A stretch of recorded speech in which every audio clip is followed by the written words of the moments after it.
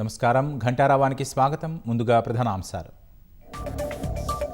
ఢిల్లీలో ప్రధాని మోదీ సహా రాహుల్ గాంధీతో సీఎం రేవంత్ భేటీ.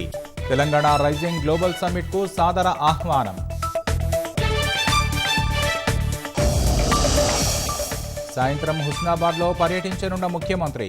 పలు అభివృద్ధి పనులకు శ్రీకారం చుట్టనున్న రేవంత్ రెడ్డి.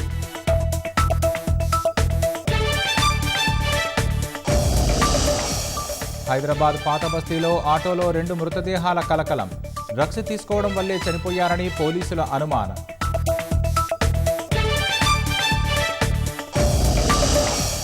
కార్మిక కోడ్లను వ్యతిరేకిస్తూ పార్లమెంటు ఆవరణలో విపక్షాల ఆందోళన. కేంద్రం స్పందించాలంటూ సోనియా ఆధ్వర్యంలో నిరసన ప్రదర్శన. బాబ్రీ నిర్మాణానికి నిధులు ఇచ్చేందుకు నెహ్రూ యోచించారన్న రాజ్నాథ్ సింగ్.